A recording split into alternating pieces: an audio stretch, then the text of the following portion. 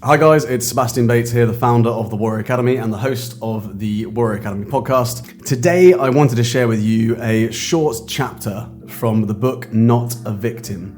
Not a Victim is a book I wrote in 2021 with the sole aim of helping parents mentor their children through the very, very difficult transition of bullying. I also recorded it as an audiobook, so if you'd like to have that book, then listen to this chapter, get a feel for what it's all about, and then have a look on Spotify or Audible for the audiobook, or even on Amazon for the physical book if you like a paper-based book. I really hope that it helps you prepare your child for the eventuality of going through bullying. Bullying is an inevitable but difficult transition that most of us go through in our lives. And as parents, I think it's really important we act proactively to prepare our children for the eventuality of having to go through it themselves. We can't always be there for our children, but we can give them the tools. We can empower them to face life's obstacles on their own. I hope you enjoy this chapter.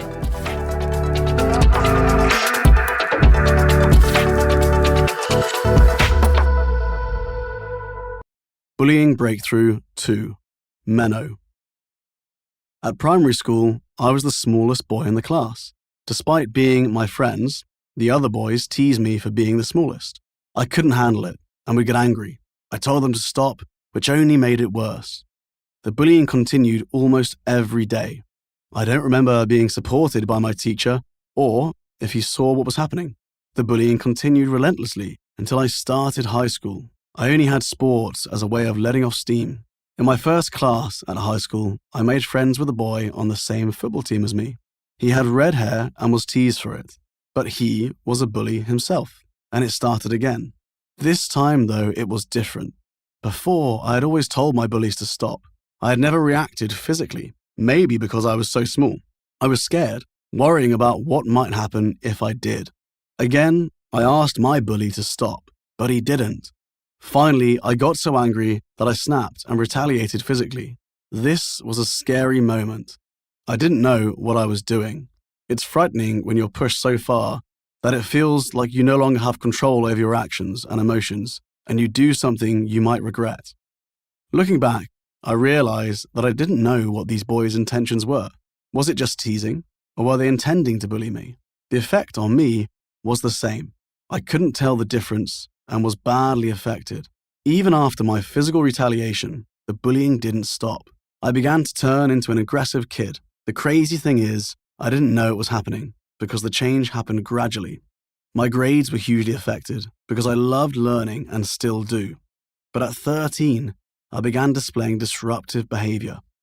Hanging out with the wrong crowd, staying out at night and drinking. I acted tough, or so I thought, and when a bigger and older guy looked at me or approached me, I would ask him what he was looking at. They would never react, just walk away, which I saw as victory. Looking back, this was wrong. They probably saw a small, insecure kid who wasn't worth picking on. Nevertheless, it gave me a false sense of security. I kept acting like this until one day I got into a physical altercation outside a nightclub, initiated by me. Only this time, the other guy didn't walk away. He was much older and bigger than me. He grabbed me by the throat with one hand and pulled the other hand to hit me in the face. I leaned back and tried to kick him. He walked away, but 5 minutes later returned with 3 of his friends, also much older and bigger than me and my friend, and challenged us to a fight. Fortunately, a bouncer arrived and pulled us apart. This was a turning point because I realized I had to back up my big mouth. I couldn't fight, and if I kept behaving like this, I was going to get hurt. That summer, I saw in a local newspaper that a new martial arts center was opening a few miles from my village. My father drove me there, and my love affair with martial arts began. It would change me, but not yet.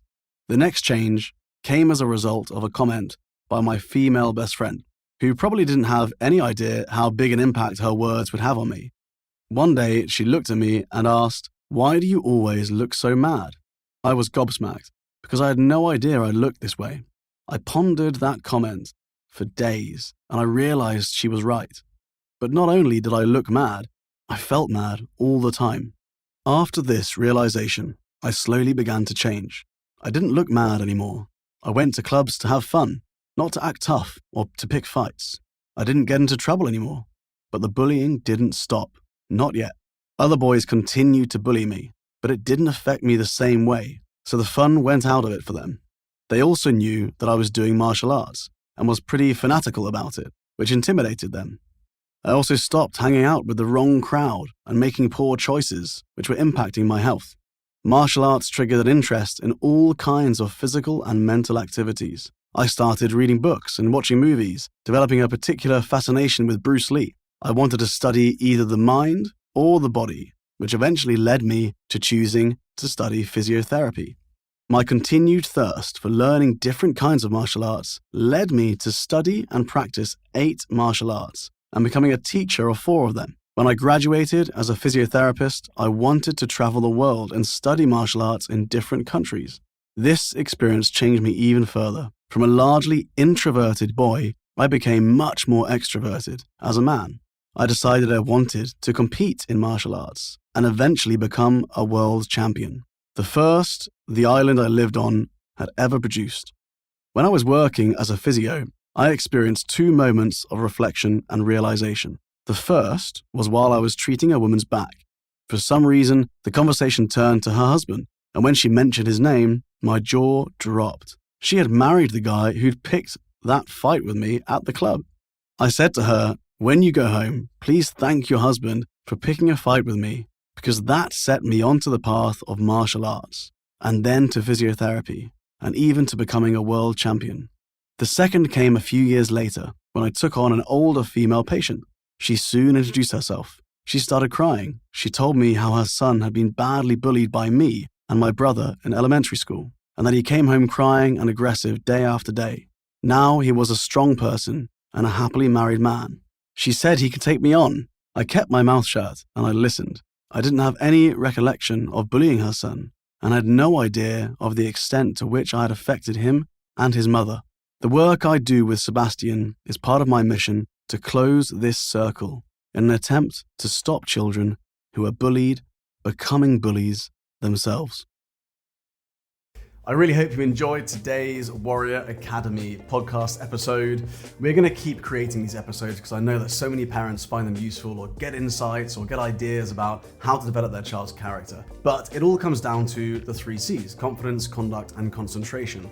So if you want to get a deep insight into the levels of confidence your child has, the level of concentration they have, or the level of conduct they have, so that you can actually put a score next to it, and then work towards increasing those scores like we do in the Warrior Academy, then I'd love to invite you to fill in the breakthrough area assessment. It takes about 5 minutes of your time, and you will get a personalized PDF report on your child's 3 C's. To access the breakthrough area assessment and find out your child's 3 C's score, all you need to do is go to www.breakthrougharea.com.